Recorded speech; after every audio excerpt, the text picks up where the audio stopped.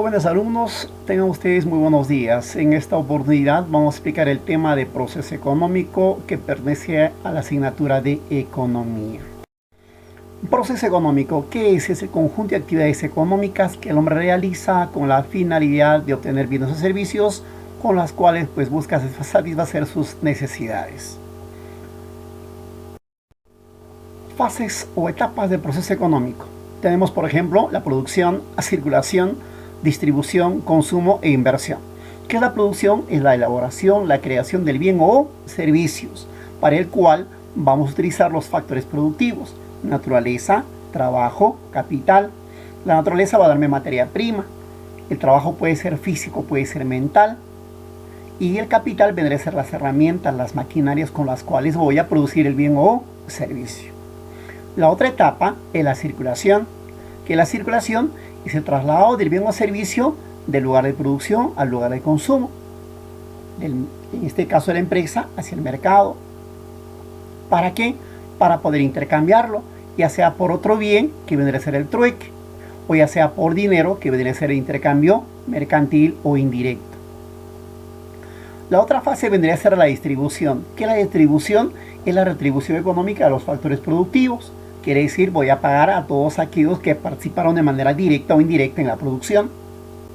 Por ejemplo, a la naturaleza voy a pagar con renta, al trabajo voy a pagar con salario, al capital voy a pagar con interés, a la empresa voy a pagar con beneficio, ganancia, y al Estado voy a pagar con tributos. Otra fase del proceso económico es el consumo. ¿Qué es el consumo? Es el uso de los bienes y servicios en nuestra satisfacción. El consumo puede ser por eliminación, puede ser por uso, puede ser humano, puede ser industrial o antieconómico. La otra fase viene a ser la inversión, que la inversión es utilizar el capital en una nueva producción. Por ejemplo, cuando adquieres recursos productivos como tecnología, maquinarias para poder llevar a cabo una nueva producción. Necesidades humanas. ¿Qué es una necesidad humana? Es la falta o carencia de algo. Por ejemplo, tengo sed, tengo frío, tengo calor, tengo hambre. Es una necesidad humana que el hombre racionalmente de alguna u otra manera busca satisfacer dichas necesidades. Ahora, ¿cuáles son las fases de satisfacción de la necesidad? Tenemos la sensación, el deseo, la exigencia y la satisfacción. La sensación es la falta o carencia de algo. Por ejemplo, tengo sed. Lo siento en mi cuerpo. El deseo es la representación mental de lo que me falta. Por ejemplo, si tengo sed, me imagino un vaso con agua, una gaseosa helada. Y la exigencia es el esfuerzo físico, es la búsqueda de lo que tú estás necesitando o buscando. Y la satisfacción es que goza el consumo del bien o servicio. En este caso, me compro una gaseosa y me lo pongo a beber. Clases de necesidades por su intensidad. Hay necesidades primarias, secundarias y necesidades terciarias. Las primarias son biológicas, son vitales. El hecho de no satisfacer puede hacer peligrar la vida del hombre, en la cual encontramos la alimentación, la vivienda, la vestimenta, la salud, entre otros. Luego tenemos las necesidades secundarias. Es de orden general y social. Radica en la búsqueda del desarrollo del hombre. Tenemos así, por ejemplo, la educación, la capacitación, la recreación, el deporte, la diversión. Luego tenemos las necesidades terciarias o superfluas, llamadas de suntuarias. Estas necesidades sirven ¿para qué? Para satisfacer la vanidad o el capricho personal. Mayormente lo utilizamos para distinguirnos económicamente de otras clases sociales. Utilizar joyas, por ejemplo, comprar una mansión. A eso se va a llamar necesidades terciarias. Por su naturaleza, hay necesidades biológicas y espirituales. Las biológicas generan vida: comer, beber, dormir, reproducirse. Las espirituales tienen que ver con el afecto, el amor, la creencia, la religión. De acuerdo a su satisfacción, tenemos necesidades individuales y colectivos.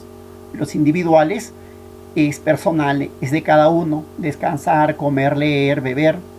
Y las colectivas son necesidades pues que lo siente un grupo de personas. Por ejemplo, seguridad social, salud, seguridad ciudadana, un orden público, etcétera, etcétera. De acuerdo al tiempo, hay necesidades presentes y necesidades futuras.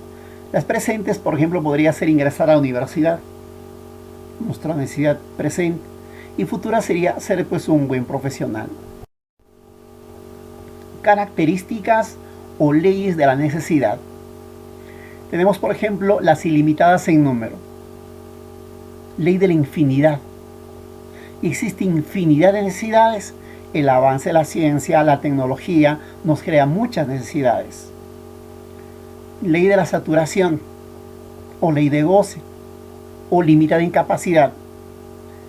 Las necesidades van decreciendo a medida que uno lo va satisfaciendo, y llega un momento en que desaparece. Ley de la concurrencia, llamado también costo de oportunidad. Esto es cuando muchas necesidades se presentan todas juntas a la vez, que elegimos aquello que es importante en ese momento. ¿Y qué pasa con los demás? Simplemente lo dejamos de lado. A eso se va a llamar costo de oportunidad. Ley de la complementariedad. Esto implica la satisfacción de una necesidad, obligatoriamente tienes que satisfacer otra necesidad. Por ejemplo, me compro una impresora, se complementa con tinta, con papel, llamada también de demanda conjunta. Luego tenemos la ley de la sustitución. Hay diversas formas de satisfacer una misma necesidad. Por ejemplo, quiero fruta, puedo cambiar pera por manzana, pan por galleta. Se va a denominar también equivalentes. Luego tenemos la ley de la fijación. Esto es por hábito, por costumbre. Por ejemplo, consumir pan todos los días, arroz todos los días. Ese es por hábito o costumbre. Y luego tenemos que varían en intensidad. Hay necesidades que no puedes dejar para mañana. Entonces podemos decir lo siguiente, que hay necesidades muy urgentes, urgentes y menos urgentes. Bienes y servicios. Hablemos de los bienes, llamado también satisfactores. ¿Qué es un bien? Un bien es todo elemento o objeto que satisface necesidad. Ahora, un bien siempre va a buscar satisfacer necesidades. Para que sea llamado bien, tiene que tener dos características principales. Una principal es la utilidad. ¿Qué es la utilidad? Es lo que sirve, lo que satisface. Y tiene que tener valor. Hay bienes que tienen valor de uso y valor de cambio. Pero hay bienes que simplemente tienen valor de ¿qué? De uso. Otra característica es que tiene que tener escasez. Quiere decir que el número es inferior a nuestras necesidades. Recuerda que nuestra necesidad es ilimitada, infinidad de necesidades. En cambio los bienes, pues ¿qué cosa es? Inferior. Es poco. Clases de bienes. Hay bienes libres y bienes económicos. Los bienes libres nos ofrece la naturaleza.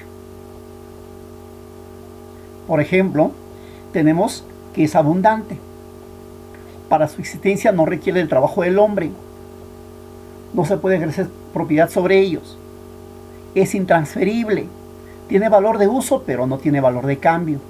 Por ejemplo, agua, aire, luz solar, etc.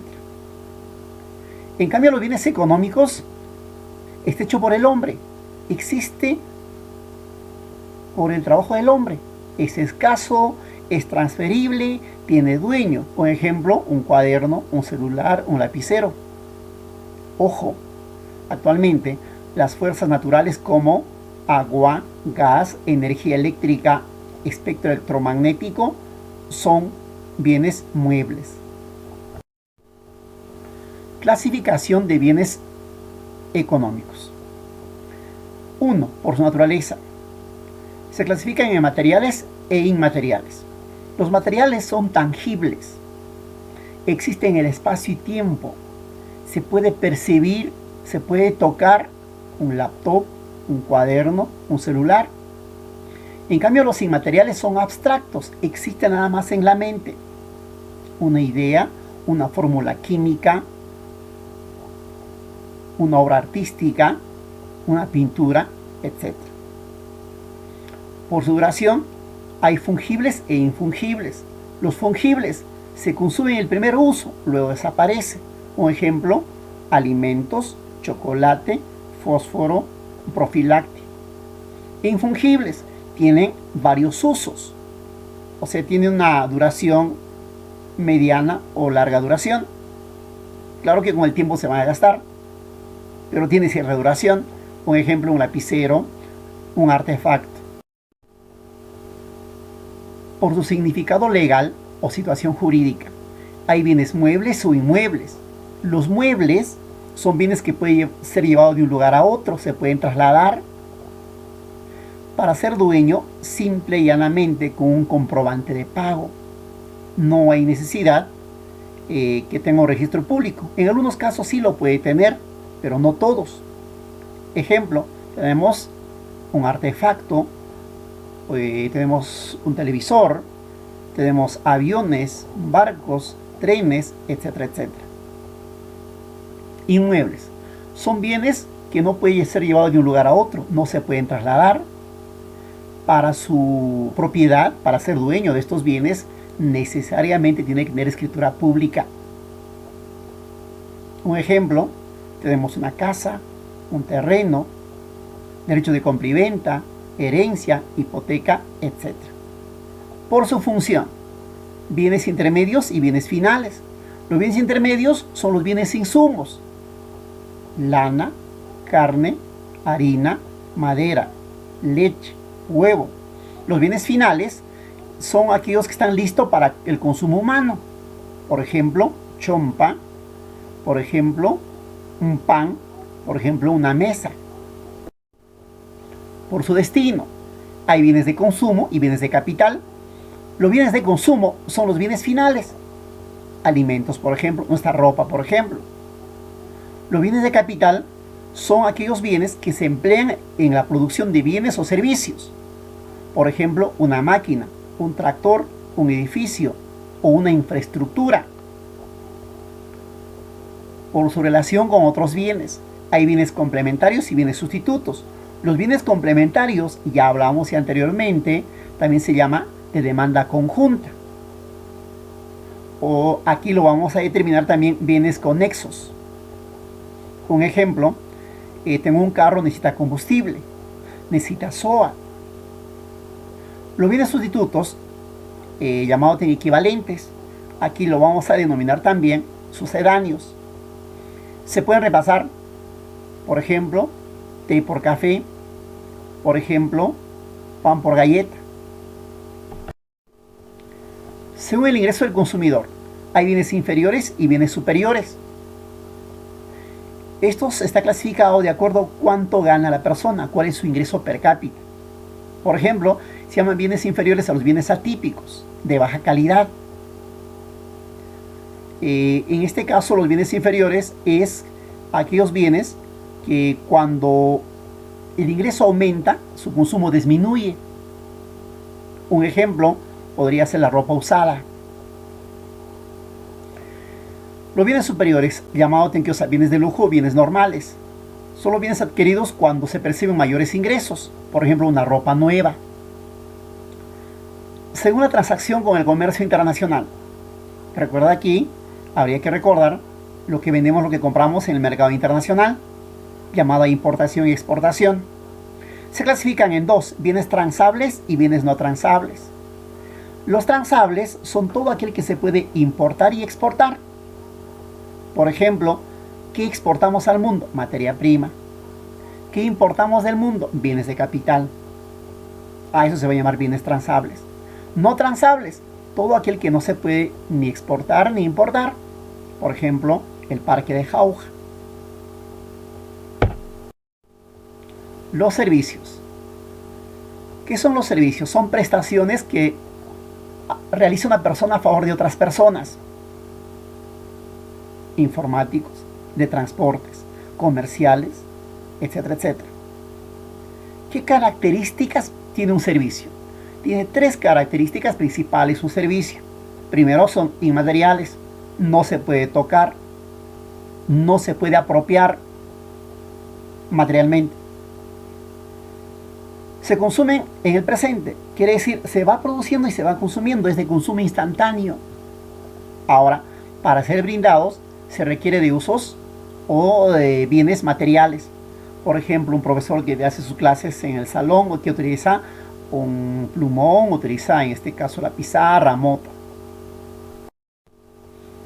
Clases de servicios. ¿Quién lo brinda? Cuando digo quién lo brinda, hay servicios privados, servicios públicos. Los servicios privados lo brinda un particular, una persona particular. Puede ser nuestro colegio Pitágoras, una clínica, la Universidad Continental. Servicios públicos lo brinda el Estado. Puede ser el Colegio San José, podría ser un hospital o la UNSP. Teniendo en cuenta a quién se les brinda. Hay individuales y colectivos. Los individuales es de persona a persona, es individual.